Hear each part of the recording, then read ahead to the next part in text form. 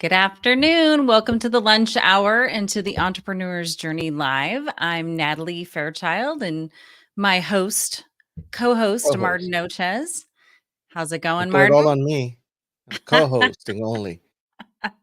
How are you? You do way more than just co-host. I'm good. So we haven't been podcasting on our original schedule, and we decided to take a mental health break. Um, and Sometimes you which need was one. needed. Yeah, it was all Yeah. you. You needed It that was all mental health it break. was all me. I needed it and I needed No. it badly and we just went with that. Everyone believes you not. So today I'm excited because as we are talking about the mental health break that we took from our podcast, we have Shulamit joining us, and she calls herself the entrepreneur's therapist, which I actually love that title because it's not just a life coach. It's not a business coach. It's says exactly what it is. And for me, being the heart, I kind of gravitate towards that title. Though you being the brain, I you gravitate might to be the like, mental health aspect of it all. Yes, absolutely. yeah. Yeah. So let's introduce Shulamit. I'm so happy to have her. She's from Canada, and she works passionately to mitigate the entrepreneurial mental health crisis. She does keynote speaking, she does workshops, she focuses on the emotional well being of money psychology in an era of relentless stressors that can make you want to lose your crap on the daily. Those are that is words from Shulamit. Um, and she's been an entrepreneur for 27 years. She teaches in private and university programs, speaks locally and nationally. So I'm so excited to get your perspective. So welcome, Shula. Thank you. Hi, Natalie. Hi, Martin. How are Hi. you? It's bumpy. It Yep, is. straight up, it has been bumpy lately. Yeah. Yeah. Sometimes it is. Yeah. Yeah. Yeah. So this is kind of a kumbaya for all three of us because, and everyone listening, we Yeah. all have bumpy roads, and one thing about the bumps is that when things are going very well, you can really reflect on how great it is because you've experienced the bumps. So maybe a silver lining, but your timing on coming onto the show is fabulous, and we're so happy to have you and talk about this. Mental health in all realms is coming to the surface for everyone, which is a great thing. Men, we talked a little bit about that, more comfortable with that. The younger generation going through COVID, they're really struggling. There's a lot of social media involved with that. But anyway, so let's get started. And I think Martin wants to ask you his question. So one of the things I like to sort of set the stage whenever we have a guest is just to get that baseline of what do you consider an entrepreneur? We talk to a broad audience here. There's people who Mm. want to be an entrepreneurs, people who are in the middle of it, there's established business people. So where do you land on that definition? Well, I think there are kind of two ways of looking at it. And one way is in the pre-show, Martin, how you said it's anybody who doesn't want to have a boss, anybody who wants to work for themselves. But I'm thinking also there's a book, I wish I could remember the author's name, called The Company of One. Mm. And, even when you're in a corporation, if you're running the department, anybody can be entrepreneurial, even if you're not the boss and you don't have people underneath you, to be, I'm just trying to think of the term, like to be a mover and shaker in your world, to be someone who has initiative. That's the word I'm looking for. A go-getter, right? You can be entrepreneurial without necessarily owning a business. And most of my expertise and interest, I must confess, is around folks who do work for themselves, because the nature of that kind of entrepreneurship is distinct in its mental health impacts than other kinds of entrepreneurial ways of being in the world. That's an interesting take on it, because as you were talking about being an entrepreneur or entrepreneurial in a corporate setting, I was just thinking one of our core values at Pacific Perks is having the entrepreneurial spirit. Yeah. So why that's a core value is we want, like, when someone acts like this is their company and is that into it and in it to win it, like that is a yes for me. And bringing their ideas and bringing, their knowledge and gifts to the table, because they care so much and want to see things move forward. So I Right. love that take on it for sure. Yeah. The corporate climate has to be right for an employee to have that attitude, because if Yeah. the corporate, philosophy is not engagement in that way, then it can be extraordinarily difficult for the person who's entrepreneurial to survive in that environment with their They're gonna mental stick health out. intact. They're gonna stick out in the wrong ways. Yeah. Yeah. Yeah. Yeah. Right. And then those people stick out in the wrong way and then decide to work for themselves. That's right. Yes. And in my experience, before I came to the work with only entrepreneurs, I was working with business and professional women. And it just so happened, I wasn't niching in that way, but it just so happened that in my focus on stress, anxiety, and trauma previously, there were many business and professional women who were on stress leave from work who would come to me because of their difficult experiences, and most of the research shows that if you're experiencing bullying or harassment at work, the only solution is for you to leave, just like in an abusive marriage. And I do have to say that there's a very strong parallel to what folks experience. Bullying and harassment at work is actually abuse. We just don't call it abuse. And so people who experience that can have PTSD and do need to leave, just like in an intimate relationship where there's violence. But and that just shows you, like, that is one of the big reasons that so many folks become self-employed, is that for one reason or another, they don't fit the corporate world. For sure. So Yeah, why no, I do you think you call were. yourself? Go ahead. I'm sorry. I think you were mentioning that could even be directly a trauma response, and in which Yes. case they're probably not set up powerfully to do entrepreneurial activities too well, right? If they're like in the midst of a trauma response. Well, I would, if it's fresh, like if you're still bleeding, metaphorically speaking, There's a chance you're not you're doing going to too well. you're going to really struggle. But folks who are trauma survivors are survivors, and they have all kinds of skills, all kinds of ways of navigating extraordinarily difficult circumstances, not the least of which is resilience and ingenuity. And so those are all, like, we look a lot at how trauma can harm us, but there are many, many skills that folks get as a result of surviving extraordinarily difficult circumstances that then serve them very well in their business. It's a question of on the emotional side of things, having that you may find your emotional responses might take more of the fore than you would like if you're a trauma survivor. But certainly you've got, like, on a mental level, on a resilience level, you've got everything you need and more, as far as I'm concerned. Yeah, I agree. for sure.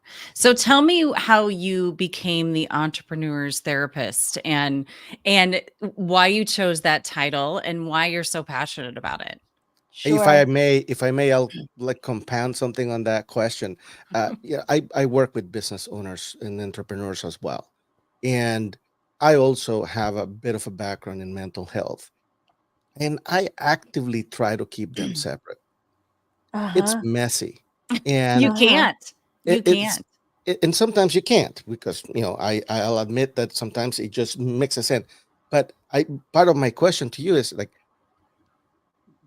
how do you take this focus? How do you go into that head on? Sure. So I'll tell you my story, and in the story, it will, I think, become clear how I do take it head on. So we were talking in prep for the show about embracing aging. I'm 60 this year. And this is my, not my encore, but my double encore career. In my second career, I became injured and needed to do my own occupational rehab. And as an older woman, I had hoped to get my master's degree before I was 50, and I did. But as an older woman coming into the job market at the bottom of the ladder, my employment prospects were not great. And also, I don't know about you all, but I entered the job market in the 80s. And if you think the gig economy started now, I got news for you. 40 years ago, there were only contracts. There were no jobs. So I didn't have a pension. I worked and worked, but I had no job. I had only contracts. So this work, when I left school and became a therapist and went into private practice, I had to do it till the day I died, basically. So I knew I had to understand how to run a business because I'd had previous businesses while I was working. And I knew that there was more to the story than what I knew running those businesses. And so I jumped right into training and business training, masterminds, having a coach, networking with other entrepreneurs. And I was the only therapist hanging out in those circles. And so while I experienced my own mental health challenges, just like the demands and the impact of the demands on your mental and emotional well-being for myself, also, I had the privilege of people confiding in me about their difficulties, just in the course of hanging out with people.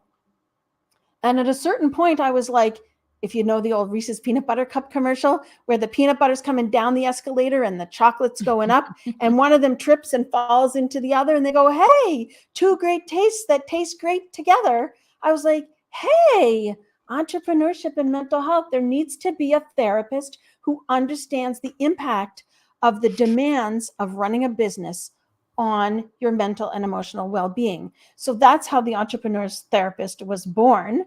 Although I didn't take on the branding until during COVID, when the terms of my capacity to practice changed and I saw a way to practice outside of the strict confines of my licensing. So I work as a therapist doing psychotherapy within the geographic area, but I have another approach of therapeutic support that I can offer to folks anywhere. And how does it head on? Well, because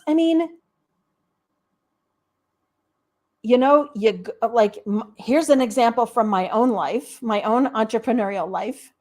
On a Friday afternoon in February in 2018, I think it was, I went down to do my books, sat down to do my books and pay my bills, and discovered that my credit had been closed. Yep. And you can imagine, Wow. I'm sure you can imagine. Oh, yeah. I'm feeling my tummy go flippy flop and my heart go pity pat. And it's a Friday afternoon. There's nothing I can do. And I have only this little, a cash flow in a business is not easy. I had a little bit of cash flow. And the way you manage your cash flow often is with your credit, right? And so I freaked out. And how do you manage the emotional impact of a difficulty in your business in such a way that it doesn't sink your ship? Because if you freak out, your body responds physiologically like it's a threat. Yes. And your brain, which is an organ designed to help you manage your body's energy for survival, it's going to direct your energy to survival behaviors, not to creative thinking, not to optimism, not to resilience, not to asking for help. Fear, panic. Exactly. Fear-based. Which, recrimination. Let's be honest, who's not going to freak out in a situation like that? But if you don't have the tools to help yourself get your CEO self back in the driver's seat, you're going to be unable to address the enormous stressors in your business and solve the problems creatively so that your business survives. So Martin, that's my answer to your question. They are not separate. They are intricately and intimately linked. Because we know that what is happening in your personal life, whether it's business related, or not, what's happening in personal rolls right into your business. It absolutely does, because it impacts your capacity. It impacts your bandwidth, right? It impacts because as leaders, we really have to eat a lot of crap right? There's a lot of stuff that we have to, Mhm.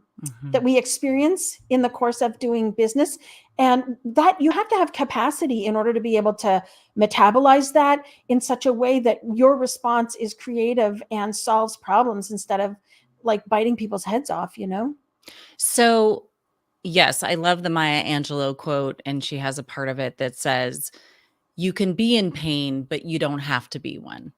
Yeah, it's So, true.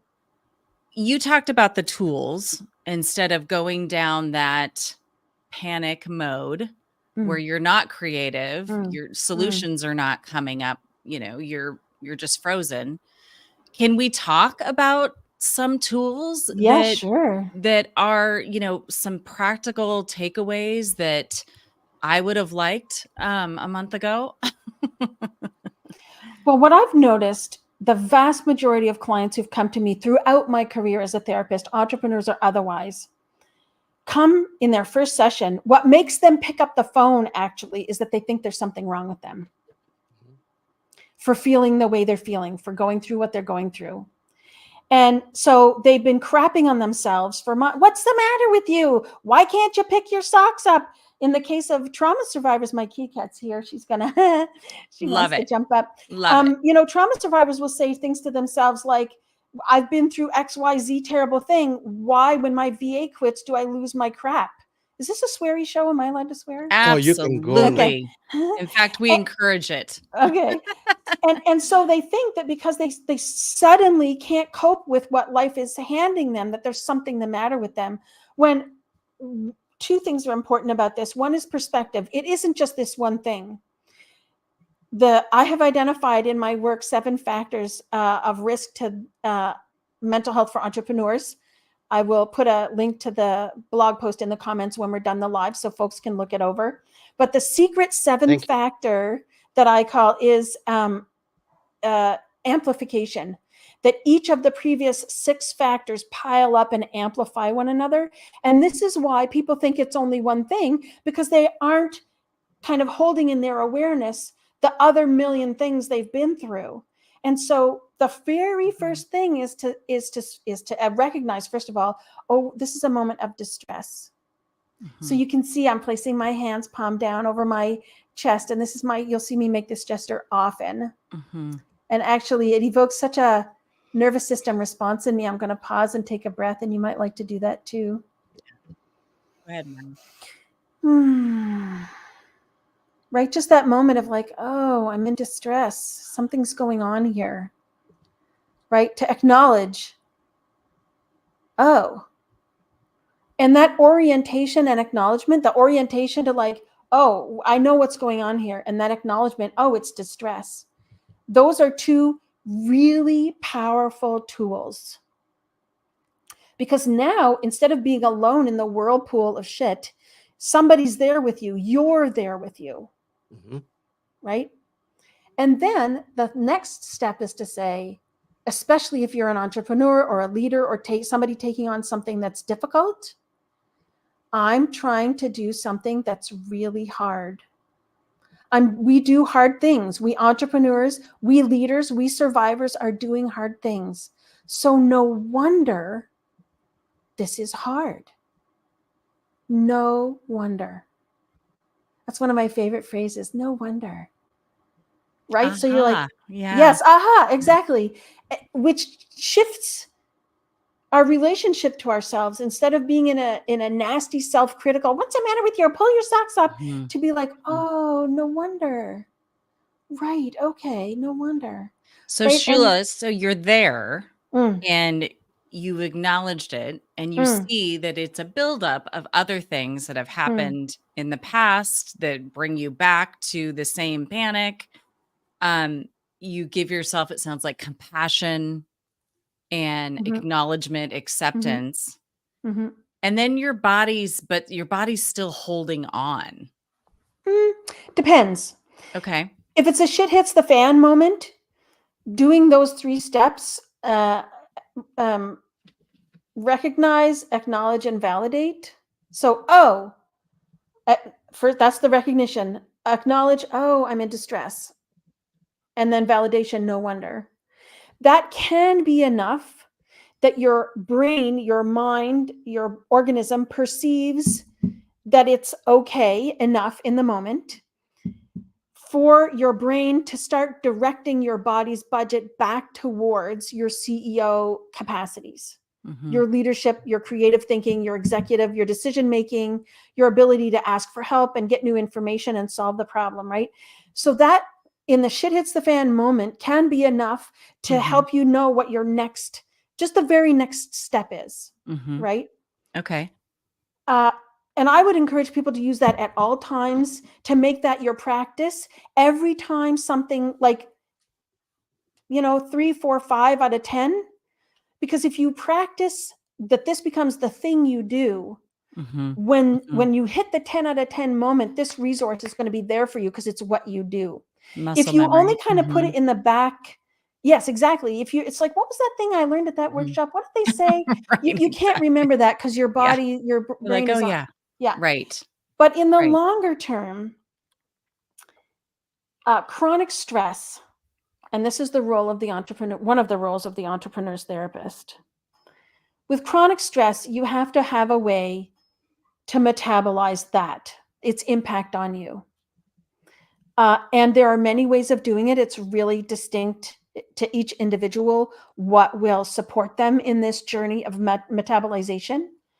But it involves having a way of contacting and caring for the emotions that come up in relation to all these stressors over the long term. And it's not only tears, it can also be anger and frustration, a sense of injustice or lack of fairness, because when we have intersectional oppression, there are intersecting oppressions affecting us. So for example, if you're of an underestimated group, right? A person of color, a person with disability, a trauma survivor, a person with mental health challenges, a person with neurodivergence, any of those things, that's going to have an impact on you as well, right?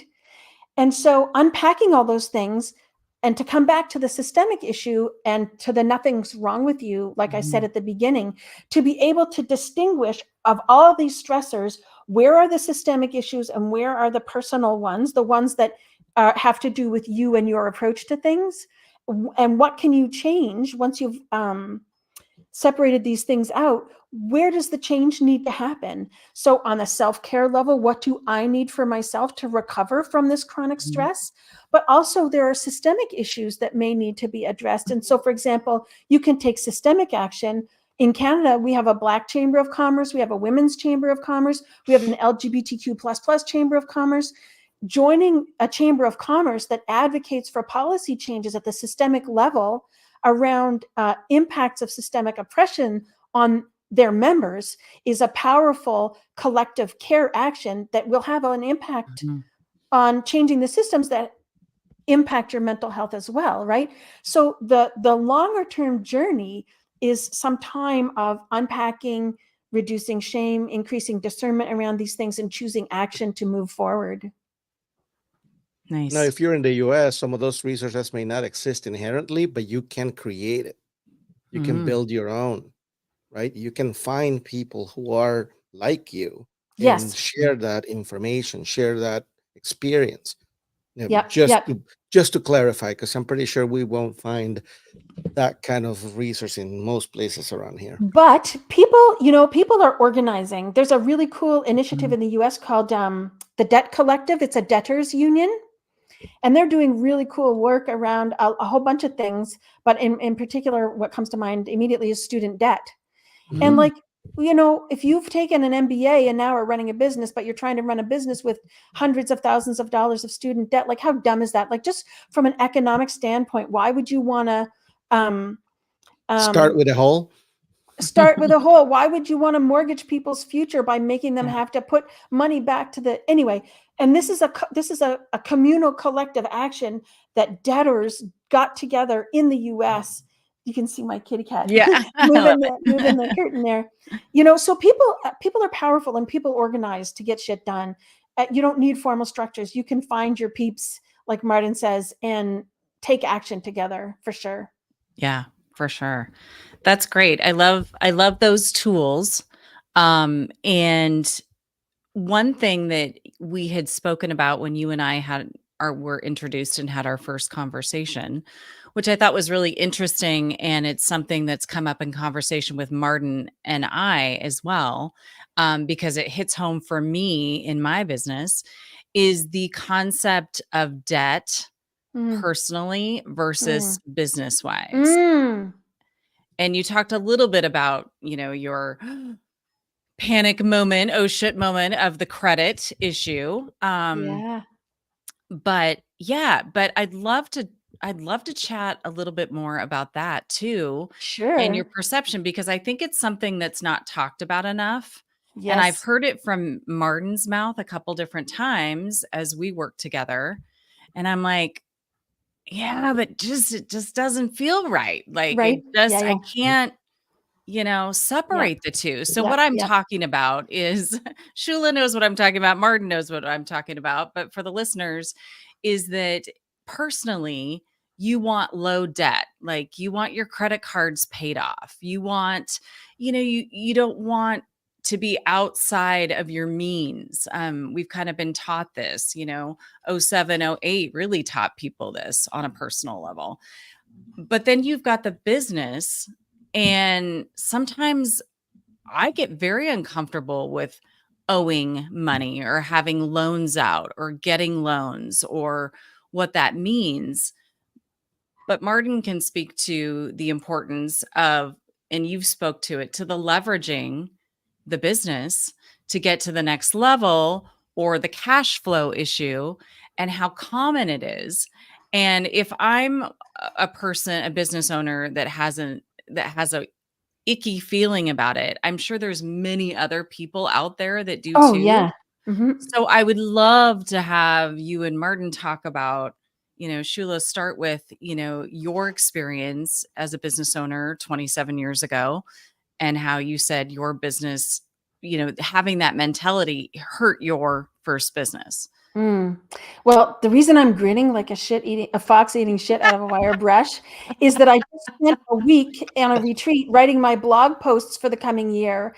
And 5 of them I think have to do with money shame, and 2 have to do with debt and debt shame for entrepreneurs. So folks are just going to have to sign up to my newsletter, shula.ca/newsletter, to get the big scoop on that. But first I want to challenge a couple of things you said about living outside our means. The vast majority of folks who are in personal debt for systemic reasons, because we are not paid living wages, because the cost of living is extremely high, because of predatory lending practices, because of Yep. all kinds of stuff that Mhm. happens to folks where in order to survive, they are forced to use the credit that is offered to them. And I could just get so up on my high horse because the shame and blame around personal debt is so harmful to people's mental health. And Mhm. it's even harmful in that, we have an assumption, we live in a culture where we believe spare the rod, spoil the child, that Mhm. punishment is what's going to make people do good. So we shame people. And it's grinning like a fox eating shit out of a wire brush. I'm gonna Question just use popped that up. one. Yeah. I'm Yes, gonna that use was a that one. question in the comments. Yeah. And we believe that the worse we make somebody feel, the more likely they are to do the right thing. And that's absolutely not true. And there's plenty of research in the self-compassion field that actually shows that people who are kind to themselves outperform on many, many measures.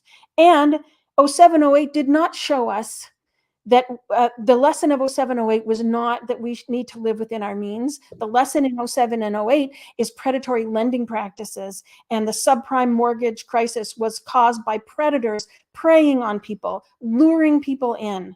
And it's not about, we as individuals shouldn't live outside our means. And so But isn't part of, it also culture though too? Like the culture is, we want more, we want we're this, we want the manipulated. We are nudist. Yeah. manipulated. If you watch the documentary, The Century of the Self, which is available on YouTube, you can Google it. The first hour explains the birth of the PR industry and how our psychology is being used against us. The PR came out of companies asking psychologists and psychiatrists how to manipulate people into buying stuff. And that's what marketing is to this very day, with some exceptions, to manipulate us, to use our own psychology against us. And so we were sucked in. And we see this on social media all the time. They create the conditions under which we feel, what's the word? Not good enough, and then present us with, oh, you feel like shit after having watched 25 people's curated lives? Guess what? Here's this course you can buy, and you can be earning multi-millions from the beach. I'm exaggerating to make a point, but it's the my position on these things is that we are very passionate.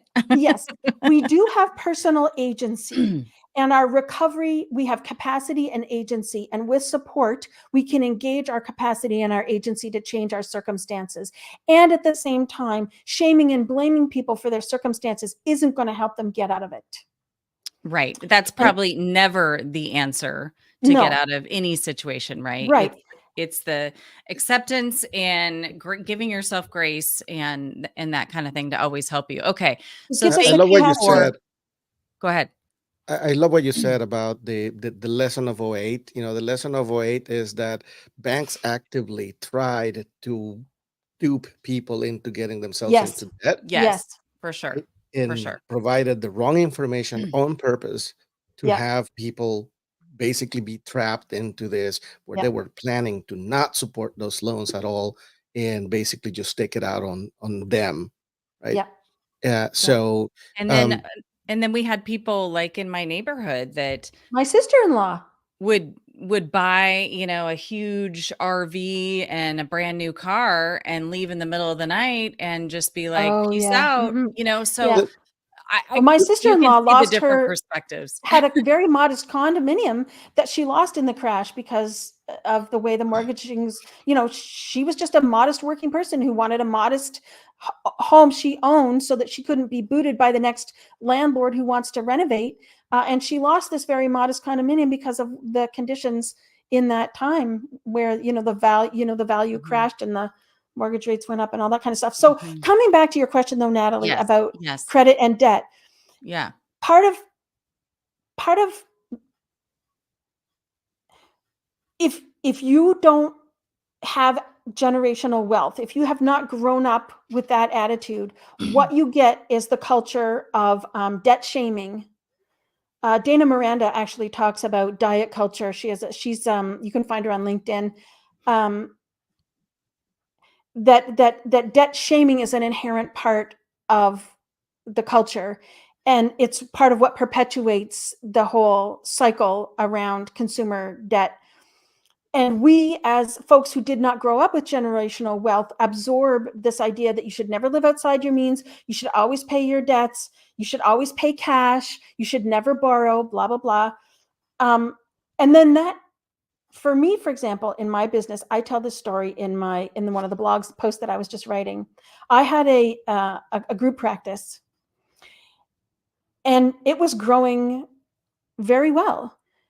But I was still providing direct client service. So I was still acting, being a therapist to clients, and I was running the business, doing all the marketing, all the strategic planning, managing the clinical team, and managing the office.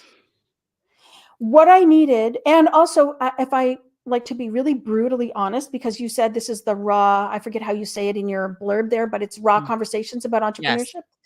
That commercial space is expensive. And so we may do in a commercial space we could afford because, and one of the reasons that my mental health was so deeply impacted by running this business and that I left that business and went back to solo practice is that I was afraid to take on the debt that I needed as a lever to take my business to cover that gap so that I could move out of direct client service, do less direct client service, even though that's where my skills lie. But I have a genius in interpersonal stuff, interpersonal skills that could have been used to grow the business, that I could have used to do networking, that I could have used for marketing, to manage the team better. But because my capacity was impacted and my mental health was impacted, and I was afraid and ashamed to take on debt, that instead of that, a year and a half down the road, I had some pretty painful interactions. My associates will tell you that they were harmed by my behavior, and I apologized to them about that. I did act in ways that were verbally harmful to them because of the weight of trying to do it all without the leverage that I needed. Because this was prior to having gone through the trauma of money program and becoming a certified trauma of money facilitator and a certified financial social worker. I didn't understand any of this. And it sunk my business as a result, because I still only carried the whole family story and the cultural story that debt is wrong and bad, and the shame that I would bear if it failed and I had to declare bankruptcy. Yep. In business, bankruptcy is a tool, just like any other tool. It's not, it Wow. doesn't give us Yeah. carte blanche to like burn the dollars, but there's no, It it's a gives you room. neutral. Yes, exactly. It's a neutral financial tool. Yeah, I couldn't agree more with what you're saying about how people are programmed to relate to personal debt. And the thing is that there's no accident, right? Like personal debt is usually, accrued around, regular use, consumer product, that kind of stuff, right? So it doesn't have Groceries and rent. paying things that Groceries you and need, rent. Yes, things things that you you need. need that Yes. don't come with a return, right? It's like this is Mhm. all expenses. Now, in a business, you have the ability to leverage debt. You have the ability to spend $1 to get $1.25 back, Yeah. right? But the thing Well, is and that that's the ratio you have to look at, right? Is it that you look at what's the cost of borrowing the money? Let's say you borrow $1,000 and it costs you $60 to borrow that 1,000. You better be damn sure you make 1,080 back. at the very least, Otherwise, yeah, it's exactly. yeah, Otherwise, you're in a hole that you're putting yourself on purpose, because that's how it's designed by the people saying, yeah, you can have this money. Right. yeah, I'm always telling my clients that they need to be wary of anybody saying, "Here's the money," yeah. right? But we're Because talking about this. Go I'm ahead. sorry, there's a purpose, right? I always tell Natalie and whomever will hear this that what you have to read is the intention behind something, right? Yeah, So the people who have this intention that we have a shame relationship to debt, right, as a person, in that we don't do it, but if we do it, it's bad on us and not on the way that it got set up. It's yeah, the same people who benefit from you going into business, not taking advantage of the things that they take advantage all the time. all the time. Yeah, They take advantage of like incredible levers, right, for them to build these gigantic businesses where they yeah, have no qualms of taking $1, $2, $3 million in debt if they know they're going to walk away with 1 million to themselves. yeah, yeah. And we're talking about this like Yeah. it's easier said than done. Um, and this is again, if I could toot my own horn, the role of a therapist who understands business, because quite rightly taking debt on is going to activate your nervous system and your survival impulses. Yep. Risk in business is quite rightly going to bring this up for you. What you need is someone at your side who's going to say to you, yes, this is scary. It's okay to be scared. In fact, it's good to be It's a scared, good because thing. the scared parts of you are letting you know to pay attention. I know you can do this. Go for it. And because what non-entrepreneurial folks will say, that's too much of a risk. Maybe you better not. Like my dad, when I went full-time into into self-employment full-time, and my father just about lost like he just thought that was very wrong and scary and bad. But I mean, his story is different from mine. His Right. conditions were different from mine. His personality is different from mine. My mother's father started a newspaper with next to nothing. He came to Canada from Wales. He had survived polio and was in a wheelchair, but he established a very long-standing and very respected newspaper. And people parenthetically used to say, well, how can a cripple, that was the word they used in the day, how can a cripple run? And he was like, I don't put the newspaper out with my legs. I'm like, go Grimps, but Yeah, that's there great. you have to, when you go for support, you have to have support, 100%. A coach, a therapist, somebody like that who understands your nervous system responses and can help you care for yourself so that you can use your responses appropriately without having them sink the ship. That's great. That's awesome. Okay, so this is what I do, Martin says when he's coaching me.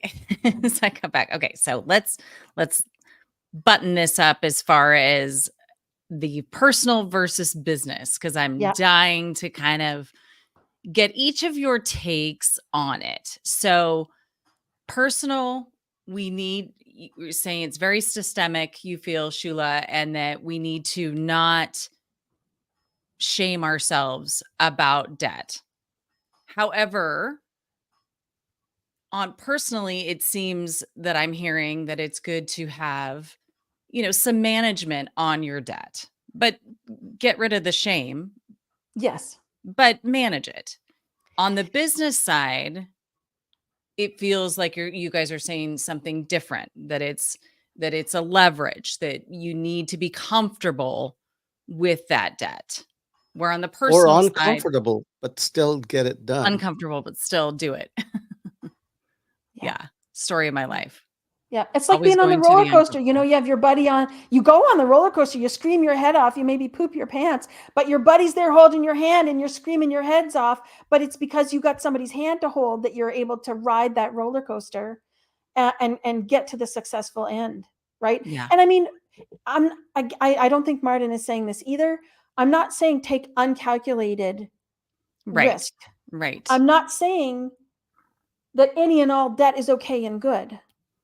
What I'm saying is our knee-jerk response to it needs to be examined and cared for so that it doesn't hinder our growth Or in control. business. Yeah. Yeah. You got to Yeah. think about the successful entrepreneur group, right? And that's a definition that needs multiple cuts. But Mm, think about those guys that you hear about all the time, the ones giving advice on entrepreneurship, because they're like super successful X or Y's. mhm. That's an exclusive group. They don't want more of them. That advice is diluted, if not Ooh, bad, good point. right? They don't want more. They're not No, saying, that's you know right. what, guys, this is how you get to Come be me. aboard. This is how you do it, right? This is Yeah. like, so you got to think about that when you're thinking about how to take on some of this risk. You got to do what they do, not what they say.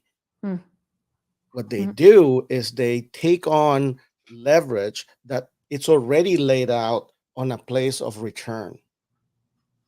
And in that scenario, right, if you've laid out a place of return, you can take on limited debt that fits the place of return.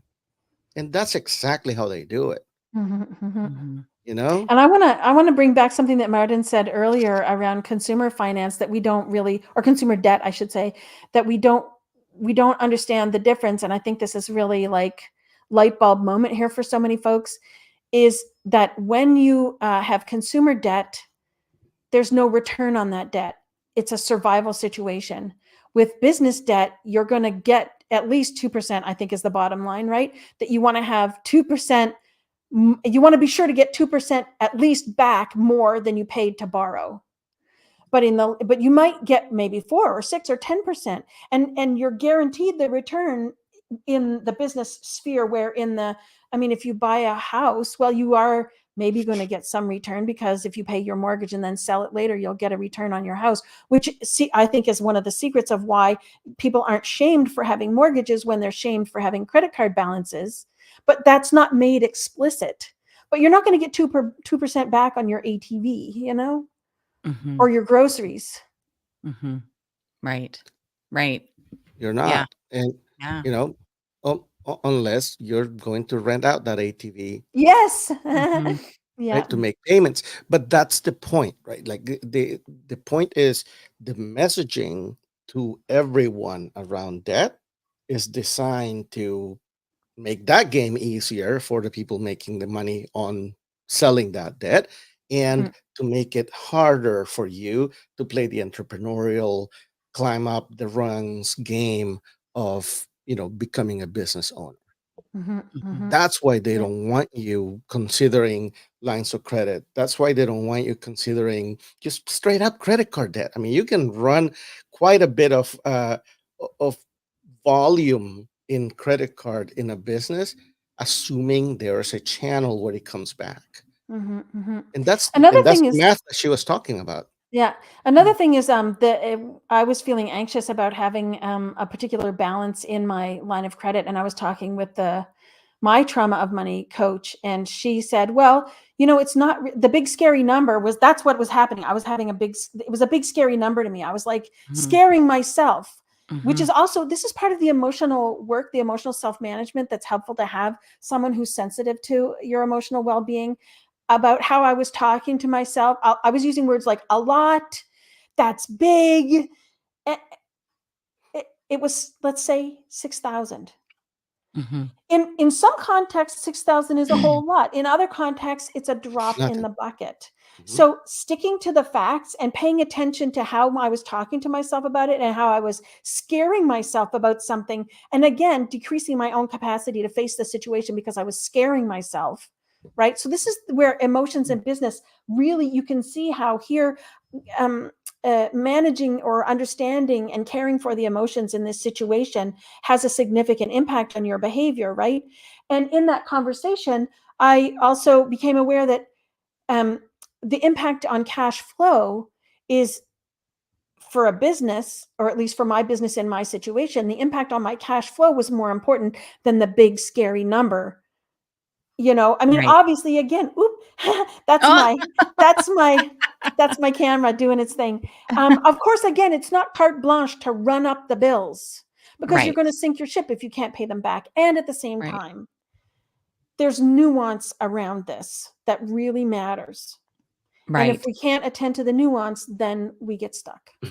There's Yeah. prep work that goes along it. Yeah. There's barriers of barriers of liability that you need to think about, right? But that is not to say that, again, right, people don't even engage in the exercise of like, okay, what would it look like if I do this? Right. That's the other thing in the business that I left when I went back to solo practice. I never even entertained the idea of getting a loan. I dismissed it out of hand. Yep. Out of hand. And who knows where I would be, because even if I had gone through the exercise, perhaps the exercise itself might have revealed some other options for me. But because that's creative thinking, that's creative problem solving. And my fear ran the show and blocked the options. Yeah, for sure. And you just brought up another tool that you can use when you're triggered by things. And, you talked about how, recognizing what that fear, that you have that fear or that panic about or feeling about something, in this case, money, Mhm. and then saying, okay, this is a tool that I've used is, okay, scale of 1 to 10, 10 being the worst. Where am I on the scale?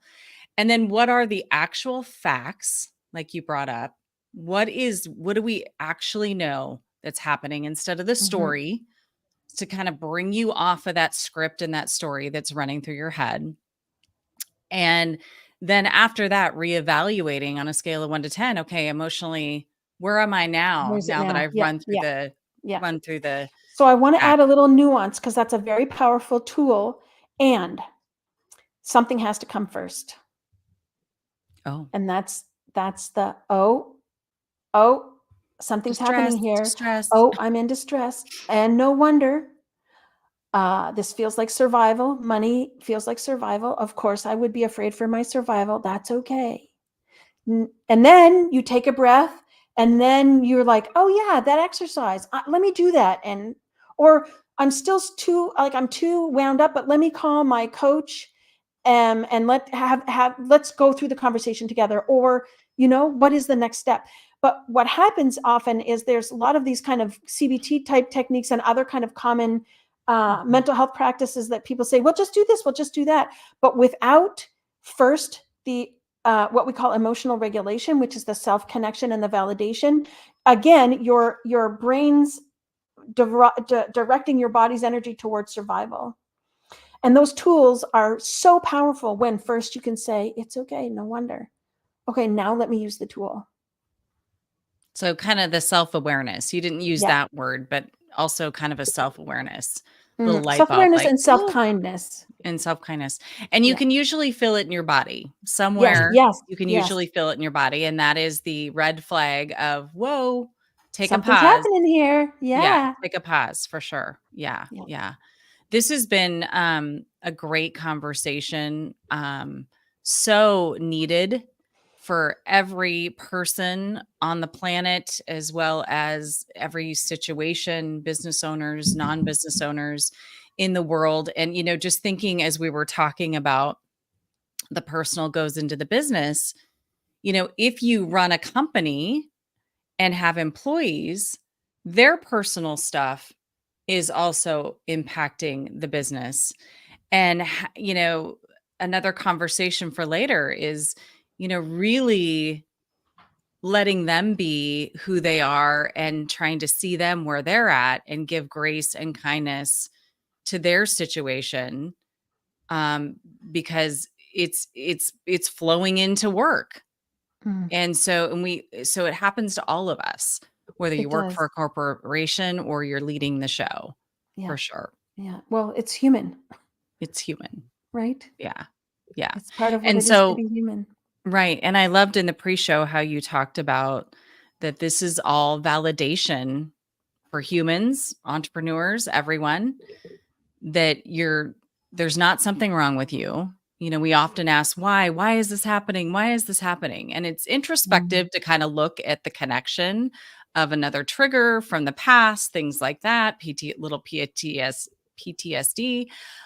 But in general, to stick with the kindness and the self-regulation to bring your nervous system down, and partnering with people in your community, or your life coach, therapist, business coach, to help you through that and see some things that you can't, because when you're in that space, it's very hard to think clearly, as you've mentioned, yeah. and a lot of us have experienced. You need that other person that has the confidence in you then that you've kind of lost for that moment. Yeah.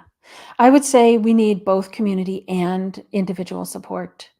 Yeah. Uh, community in an individualistic world where people are blamed for everything, every problem they run into, that they like on a moral level are led to believe that they're bad people, Mhm. unworthy, you know, Mhm. to find others who are going through what you're going through, and so that you can understand that this is a common human experience. That is like you Powerful. can't it's powerful. And I would say, I was going to say you can't do it without it. You can, but at great cost. Mhm. And I would Mhm. Mhm. encourage folks to find both kinds of support, Mhm. communal care as well as individual self-care. Mhm. Yes, and I went through something hard, 6 or 7 years ago, and didn't have the community as much. Um, Mm, and going through things more recently, I have reflected on the amazing community that I have, as well as people like Martin and my team, and yada yada yada. And it is something to reflect on, be grateful for, and mm, know that it's needed, and to lean on that community. mm. You Yeah, know, yeah, Because so yeah, the going through things part is not going to change. that's yeah, It's right. that's going the that's the that's the bad news.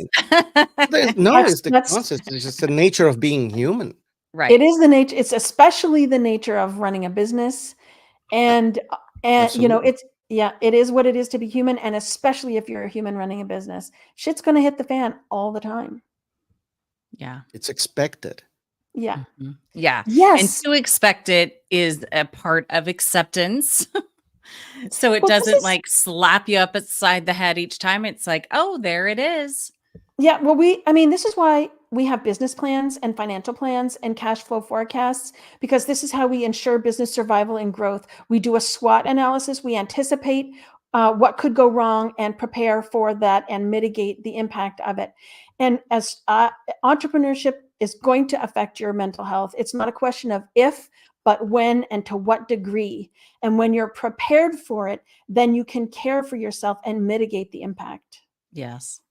And my mom would love to listen to this podcast because I will call her and be like, I just need to take it a little easy today. And she's like, well, of course you need to take care of yourself. You're the one with it on your shoulders, Yay, mommy. essentially. And, Yeah.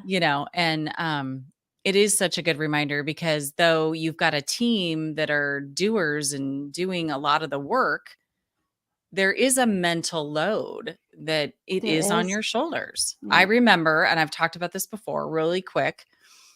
It was years back. I was at our office. I used to work there full time. Now I work from home full time. But for some reason, every single employee I had was at the office at the same time, which is unusual for us because a lot of the percologists that do events are part-time as needed. So if there's an event, they're there. If they're not, they're there. And I literally was like, panic moment. I'm like, oh my gosh. These are all the mouths that I need to feed and make sure taken care of. And I had to go walk down the street and get a Diet Pepsi by myself and just chill for a moment because it was like, holy cow. And so that's a little example of how that, being in charge can be a little bit taxing mentally. Well, Candace said there in the comments, I think she must know you, Natalie, because she says, rest is a right, Nat. Yes, it is. And I would say rest is a business strategy. It is a business strategy. It's a business strategy. Yes. Yep. Self-care is a business strategy. Yeah. Mel Robbins talks about that a lot. And I'm very, very passionate about it because I have fallen off the self-care and I have felt and seen and been part of what happens when you do that. Mhm. And so I'm a big proponent, especially with women, to take care of yourself, put your mask on first before helping others. Yeah. Have a plan, have a team. Have a team. Exactly. Yep. You don't have to get through it all on your own. So yeah. Great conversation. Thank you so much, Shula. Thank you, What a Shula. meeting Thank of you for being minds. with What us. a delight. Thank you, Martin. Thank you, Natalie. Yeah, absolutely. Absolutely. And I think this is, such good information that not everyone's talking about in the business world and can really, really help so many people out there. And that's the goal for Martin. That's our purpose for Martin and I, is to be real and raw about entrepreneurship and be a resource. So thank you so Nat, much. when are we back? So we are back Wednesday, April 3rd at noon. So grab your sandwich and join us. And we're going to be talking about first quarter uncertainty and it being an election year. So having lots of conversations with other entrepreneurs about that. If you're feeling that or have a question about that, comment on here, email us. We will bring up your question, thoughts, challenges, and talk through it along with Martin has some great perception on that as well. So yeah. So Thank you look so forward much, to it. guys. We'll see you Thank next time. you. Thank Have you a great both. day. Thank you. Bye.